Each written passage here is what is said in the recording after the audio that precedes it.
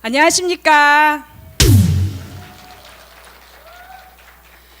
그리스 신화에 흉악한 강도 프로크루스테스라는 사람의 이야기가 나옵니다.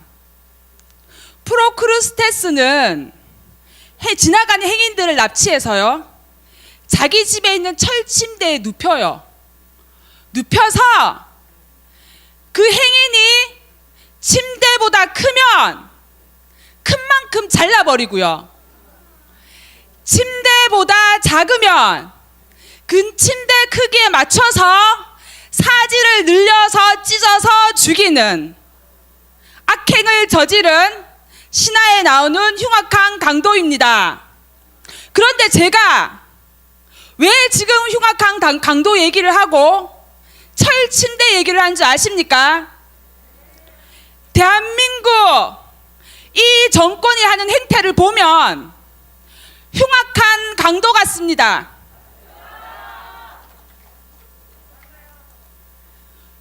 국민들을 자신들이 말하는 평등, 그들이 주장하는 인권이라는 철침대에 눕혀서 크면 잘라버리고 작으면 늘려서 찢어버리는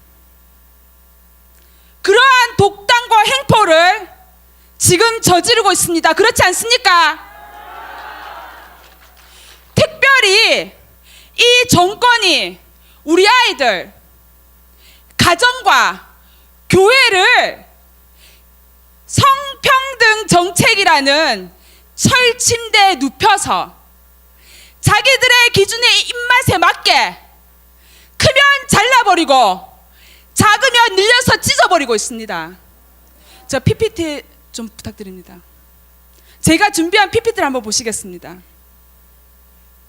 여러분, 우리나라는 원래 헌법에서 보장하고 있는 양성평등 사회입니다. 그렇지요? 자, 양성평등 사회라고 하는 것은 뭐냐면, 남자, 여자가 생물학적 성의를 가지고 있는 남자, 여자가 이성 간에 결혼을 합니다. 이성 간에 결혼을 하고 이성 간의 성관계를 맺어서 자녀를 출산하고 양육하는 이것이 바로 양성평등 사회입니다. 그런데 이 정권이 성평등한 정책을 가지고 하고자 하는 것이 무엇이냐면요, 50개 이상의 사회적 성, 많이 들어보셨겠지만 젠더입니다. 이 젠더라는 것은 뭐냐면 생물학적 성이 아닌 내가 내 성을 규정하는 것이에요. 그래서 이 젠더는 언제든지 변할 수 있어요. 자, 50까지 넘을 수 있어요. 100개도 될 수 있어요. 자, 이 사회적인 성을 가지고 모든 성관계가 가능하겠죠. 동성애, 동물과 하는 수간, 근친상간 다 괜찮습니다. 그리고 이들이 모든 결합이 가능합니다. 동성혼, 개랑 결혼도 할 수 있고요, 자동차랑 결혼도 할 수 있고요, 심지어 피자랑 결혼도 할 수 있습니다. 자, 그런 결합 가운데 대리모, 입양, 인공수정 등으로 자녀를 확보하고 양육하는 것이, 자녀를 출산이 아닌 자녀를 확보하고 양육하는 것이 뭐라고요? 바로 성평등 사회입니다. 자, 이 정권이 이걸 하려고 하는데, 그럼 지금 우리나라는 어디까지 와 있나? 자, 보십시오. 지금 맨 밑에 보면 현 정부의 성평등 전략에서 학생 인권 조례, 지난주에 어제 충남의 학생 인권 조례가 상임위원회에서 부결됐어요. 그래서 본회의로 넘어가 버렸어요. 서울, 경기, 전북, 광주, 이제 충남입니다. 자, 그리고 지방인권 조례, 총선이 지나고 조례 폭탄이 떨어지고 있습니다. 민주시민교육조례, 노동인권조례, 성평등, 양성평등 조례, 말도 못한 조례가 폭탄이 떨어지고 있습니다. 그러면 그리고 여가부에서 뭐 하고 있죠? 정책을 펴고 있는데, 지난번에도 말씀드렸던 것처럼 성인지 예산이 얼마죠? 31조 8천억, 32조를 들여서 정책을 펼치고 있는데, 여가부에서 양성평등 정책을 펴고 있고요. 여기서 말하는 양성평등은 생물학적 양성이 아니고요, 성평등 왔다 갔다 하고 있어요, 자기들도. 그리고 NAP 국가인권위에 정책 기본 계획이 본부에서 추진하고 있고요. 마지막 차별금지법을 앞두고 있습니다. 작년에 국가인권위원장 최영애가 얘기했죠. 이제 내년에 총선 지나면 국회의원의 공동 발의로 차별금지법을 추진하겠다고. 올 6월에 이에 발맞추어 정의당의 장혜영 의원이 차별금지법을 발의하였습니다. 자, 정의당의 의원이 몇 명이죠? 6명이죠. 자, 4명만 찾으면 공동 발의할 수 있습니다. 그렇게 어려울 것 같지는 않습니다. 여러분, 이 차별금지법 어떤 분은 그러세요. 아직도. 차별 금지하면 좋은 거 아니냐고. 자, 여기서 말하는 차별은 뭐냐면요. 사람이 가지고 있는 거 있잖아요. 불가항력적인 사유가 있어요. 차별 하면 안 되는 게 있어요. 국적으로 일어난 인종 있죠. 장애, 그리고 남성인가 여성인가 연령에 대한 이런 거 차별을 하면 안 돼요. 불가항력적인 사유잖아요. 그런데 우리나라에서는 헌법에선 이들을 위한 개별적 차별금지법이 다 돼 있어요. 그런데 이 정권이 차별금지법으로 뭘 해놨냐면요. 성지향성, 그러니까 아까 말씀드렸던 것처럼요. 제가 이성에게 감정적으로 아니면 성적으로 끌리든 동성에게 끌리든 동물한테 끌리든 스피커한테 끌리든 이런 성지향성 그리고 성정체성, 내가 내 성을 결정하는 거예요. 내가 남자든 아침에 남자고 여자하고 저녁에 여자하고 아니면 아예 성이 없애버리던가. 이것들을 이 차별금지법 안에 쏙 넣었어요. 그리고 사상과 종교를 차별하면 안 된다고 넣어버렸어요. 자, 요거는 뭐냐면요. 이 부분은 우리가 도덕과 양심과 그리고 종교와, 그쵸? 사실에 바탕하여서 합리적으로 비판이 가능한 영역입니다. 그렇지 않습니까? 자, 여러분,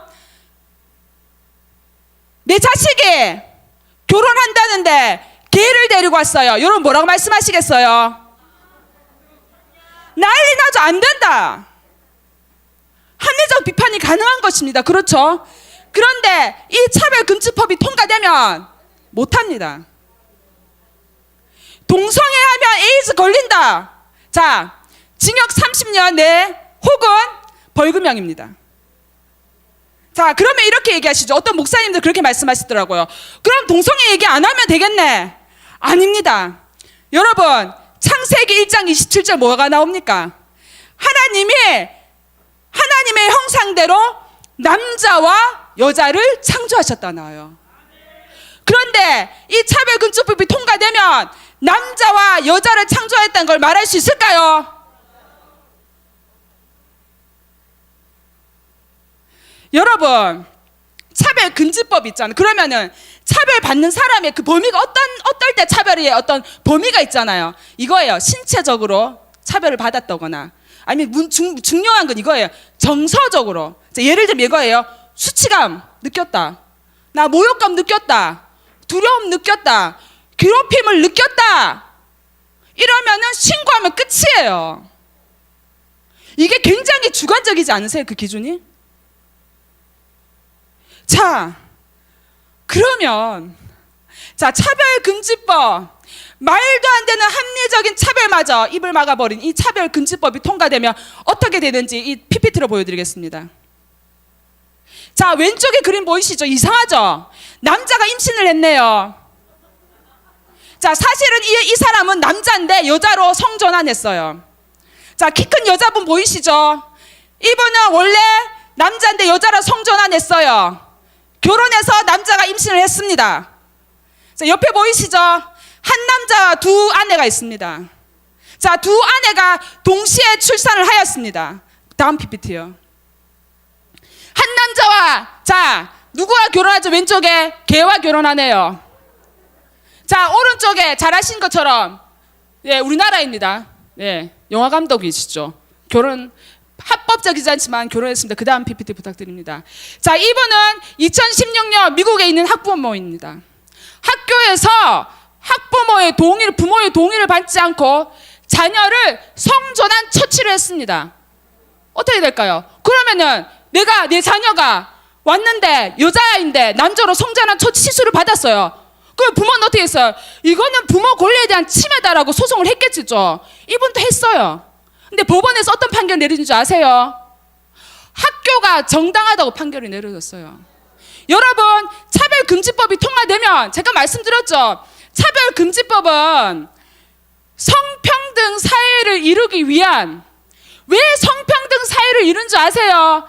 가정이 박살나야 되거든요. 왜 가정을 박살내야 되는 줄 아세요? 자본주의 체제의 근간이 뭡니까? 가정입니다. 가정의 정신적인 바탕을 이루는 것이 무엇입니까? 도덕적으로 윤리적인 질서를 갖추게 하는 그 뿌리가 무엇입니까? 교회입니다.